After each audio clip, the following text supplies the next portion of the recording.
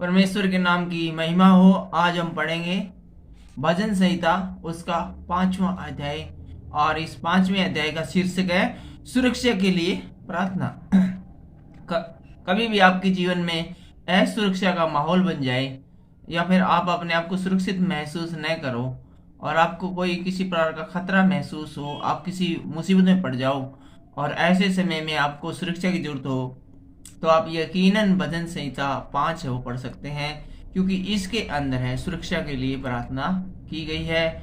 और ये उस समय का विवरण है जब दाऊद है स्वयं अपने बेटे से ही असुरक्षित हो गया था। तो कई बार जब हमारे जीवनों में बुरा समय आता है तो उसके द्वारा भी स्तुति महिमा होती है। यदि दाऊद दर दर की ठोकरें नहीं खा रहा होता, वो मौत से बचने के लिए या पकड़े जाने के बचने के लिए अपने बेटे से भागता हुआ छिपता हुआ नहीं फिर रहा होता, तो आज इस दुनिया को ये भजन संहिता की किताबें पढ़ने को नहीं मिलती। इसलिए इस दुनिया में जो कुछ भी हो रहा है, सब कुछ है वो उसका डिजाइन बहुत पहले से ही किया गया है, और हर एक एक चीज जो हमारे जीवन में घटित होती है उसकी कहीं न कहीं आगे जाकर एक वैल्यू क्रिएट होती है। तो आइए शुरू करते हैं भजन संहिता उसका 5वां अध्याय सुरक्षा के लिए प्रार्थना। हे यहोवा, मेरे वचनों पर कान लगा। बहुत सी बार हम कहते हैं किसी को, और भाई उधर आ, तू मेरी बात है ना ध्यान से सुन, कान लगा के सुन ले, यानी बहुत से ध्यान करना।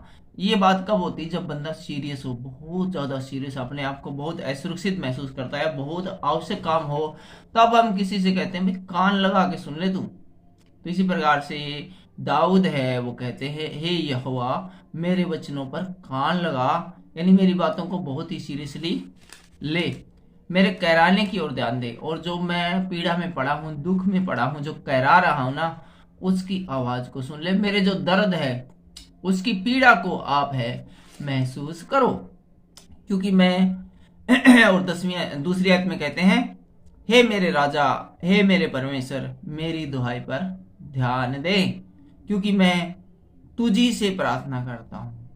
मैं तुझी से प्रार्थना करता हूं, अर्थात इस दुनिया में और कोई नहीं है जिसके साथ मैं अपना दुख, अपना दर्द है बांट सकूं। हे यहोवा, हे मेरे राजा, हे मेरे परमेश्वर, मैं तुझी से, तुझ अकेले से प्रार्थना कर रहा हूं, इसलिए तू अकेला ही मेरी सुन ले। हे यहोवा, भोर को मेरी वाणी तुझे सुनाई देगी और मैं भोर को प्रार्थना करके तेरी बाट जाऊंगा। तो यहाँ पर एक वादा करते हैं दाऊद की, प्रति सुबह जब लोग उठते हैं जागते हैं, तो उस समय उठते ही जागते ही आप देखोगे कि आपका ये खादिम, आपका ये दास, आपका ये बेटा सुबह उठते ही और कोई काम नहीं करता, बल्कि तेरे भवनों में आकर तुझसे स्तुति विनती प्रार्थना करता है। ऐसा वादा है वो दाऊद है वो परमेश्वर से करता है।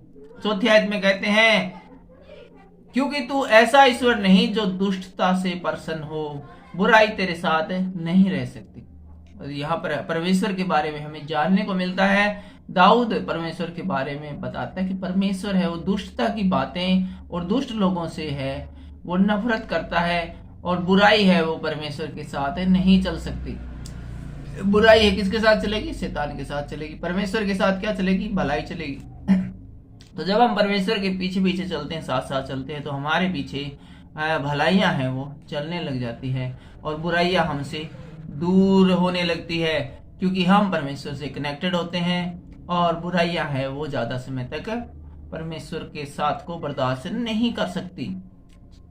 और हम जब 5वीं आयत पढ़ रहे थे, घमंडी तेरे सम्मुख खड़े न होने पाएंगे और तुझे सब अनर्थकारियों से करना है। और जो घमंडी किस्म के आदमी ना, अपने आप में मैं है, अपने आप को बड़ा टीरी खां समझते हैं, इस प्रकार के लोग हैं, वो ज्यादा समय तक जिंदा नहीं पाएंगे, तेरा सामना नहीं कर पाएंगे, तुझे सब अनर्थकारियों से गिरना है। और जो इस प्रकार के जो अपने आप को जो बड़ा समझने वाली बातें और जो अनर्थकारी बातें, उन सब से तुझे नफरत है। और इसी 5वीं आयत के रेफरेंस को यदि हम रोमियो की किताब उसका 3रा अध्याय की 13वीं आयत में देखें, तो वहां पर लिखा है, उनका गला खुली हुई कब्र है और उन्होंने अपनी जीभों से छल किया है, उनके होठों में सांपों का विष मिला हुआ है। चलो 6ठी आयत पढ़ते हैं। तो उनको जो झूठ बोलते हैं नष्ट करेगा, और यहोवा तो हत्यारे और छली मनुष्य से घृणा करता है। तो किसको नष्ट करेगा परमेश्वर? जो कि झूठ बोलते हैं उनको नष्ट करेगा, और हत्यारे और जो झूठ बोलने वाले मनुष्य हैं, जिनकी जीभें झूठ बोलती है, उनसे आप नफरत करते हैं। परमेश्वर को कौन लोग अच्छे लगते हैं? कौन लोग पाते हैं? जो कि सही रास्ते पर चलने वाले होते हैं। पापी किस्म के आदमी हैं जो अपने आप को किसी भी कीमत पर सुधारना नहीं चाहते, ऐसे मनुष्य से परमेश्वर यहोवा नफरत करते हैं। 7वें आयत में लिखा परंतु मैं तो तेरी अपार करुणा के कारण तेरे भवन में आऊंगा। और यहाँ पर दाऊद कहते हैं कि तेरी मुझ पे अपार कृपया हुई है, इस कारण मैं उस अपार कृपया का थैंक यू बोलने के लिए तेरे भवन में आऊंगा। हमें भी जब हमारे जीवन में कोई परमेश्वर से मांगा हुआ जो इच्छा थी हमारी, जो हमने प्रार्थना की थी, वो जो पूरी हो, तो हमें भी परमेश्वर के भवनों में जाकर थैंक्स गिविंग देनी बहुत जरूरी है। इससे परमेश्वर है वो खुश होते हैं। मैं तेरा भय मानकर तेरे पवित्र मंदिर की ओर दंडवत करूंगा, और क्योंकि तूने मेरे लिए इतना बड़ा काम किया, तो मैं इस बात का भय मानकर कि ये काम तूने किया है और तुम बहुत ही शक्तिशाली और बलशाली है और कुछ भी करने में समर्थ है और बड़ा सामर्थ्य है, इसलिए मैं तेरे भवन में आऊंगा और तेरी चर्च में आऊंगा और तेरे मंदिर में आऊंगा और तुझे सजदा करूंगा, अर्थात प्रणाम करूंगा। 8वीं आयत क्या कहती है? हे यहोवा मेरे शत्रु के कारण अपने धर्म के मार्ग में मेरी अगुवाई कर।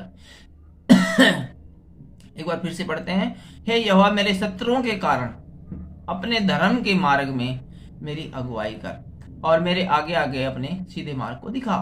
तो यहाँ पर बताते हैं कि मेरे जो शत्रु है वो बहुत ही खतरनाक टाइप के हैं और उनसे उनका जो रास्ता है वो पाप का है, लेकिन मेरा जो रास्ता है वो तेरा रास्ता है, अर्थात धर्म का मार्ग है। इसलिए तुम मुझे अपने सीधे मार्गों पर जो कि धर्म के रास्ते हैं उनके ऊपर लेकर जा, उनके साथ लेकर चल, अपने साथ साथ चल, और वो जो मेरे शत्रु है जो कि अधर्मी है उनसे मुझे बचा के रख। 9वीं आयत में क्या कहते हैं? क्योंकि उनके मुंह में कोई सच्चाई नहीं, उनके मन में निरी दुष्टता है, उनका गला खुली हुई कब्र है, वे अपनी जीभ से चिकनी चुपड़ी बातें बोलते हैं। जैसे कि हमने थोड़ी देर पहले देखा था रेफरेंस रोमियो की किताब, उसका 3रा अध्याय का 13, उसका ये रेफरेंस इस 9वीं अध्याय के था, 5वीं आयत से नहीं, इसके लिए हम समझ चाहते हैं, इस रेफरेंस को देखते हैं। उनका गला खुली हुई कब्र है, उन्होंने अपनी जीभों से छल किया है और उनके होठों में सांपों का विष से मिला हुआ है और वे अपनी जीभ से चिकनी चुपड़ी बातें करते हैं। जो मेरे दुश्मन है वो अपनी जीभ से तो मीठी मीठी चिकनी चुपड़ी बातें करते हैं, एक्चुअल में उनके अंदर है वो गंदगी भरी पड़ी है और बुरे विचार भरे पड़े हैं और हमेशा लोगों को मारने की युक्तियां वो साधे रहते हैं। और 10वीं आयत में लिखते हैं, हे परमेश्वर तू उनको दोषी ठहरा, वे अपनी ही युक्तियों से आप ही गिर जाए और उनको उनके अपराधों की अधिकाई के कारण निकाल बाहर कर, क्योंकि उन्होंने तुझसे बलवा किया है। तो यहाँ पर राजा दाऊद है, वो परमेश्वर से प्रार्थना करके कहते हैं कि वे जो मेरे दुश्मन हैं उनको तू दोषी ठहरा दे, वे जो जाल फैलाते हैं, वो जो नए नए षड्यंत्र रचते हैं, वो खुद ही उसमें उस षड्यंत्र में फंस जाए। और उन्होंने बहुत ज्यादा क्राइम किया है, बहुत ज्यादा अपराध किया है। इस अधिक क्राइम करने की वजह से तू उनको बाहर निकाल, यानी उनको मृत्यु के आगोश में पहुंचा दे, क्योंकि उन्होंने तुझसे बलवा किया है, अर्थात तेरे बेटे से बलवा किया है, तो समझो तुझसे ही बलवा किया है। 11वीं आयत में लिखते हैं, परंतु जितने तुझ पर भरोसा रखते हैं वे सब आनंद करें, लेकिन परमेश्वर पिता, परमेश्वर राजाओं के राजा, महान परमेश्वर, जितने लोग तुझे तेरे पास आते हैं, तुझ पे ईमान लाए हैं, तुझ पे भरोसा रहे हैं, वे सब आनंद करे, वे सर्वदा ऊंचे स्वर से गाते रहे, क्योंकि तू उनकी रक्षा करता है। और जो तेरे नाम के प्रेमी हैं तुझ में प्रफुल्लित रहे, और जो भी तेरे नाम के प्रेमी हैं, तेरे वचन से प्यार करते हुए हमेशा आनंदित रहे, प्रतिफुल्लित रहे। 12वीं आयत में लिखा, क्योंकि तू धर्मी को आशीष देगा, हे यहोवा तू उसको अपनी अनुग्रह रूपी ढाल से घेरे रहेगा। तो आज के इस पर्टिकुलर वीडियो में इतना ही। अगले वीडियो में हम देखेंगे भजन संहिता उसका 6ठा अध्याय, और इसमें हम देखेंगे संकट के समय दया की प्रार्थना। आज के वचनों के द्वारा परमेश्वर आपको बहुत सी आशीष और बरकत दे। सबको जय मसीह की, जय हिंद। खुश रहिए, आबाद रहिए।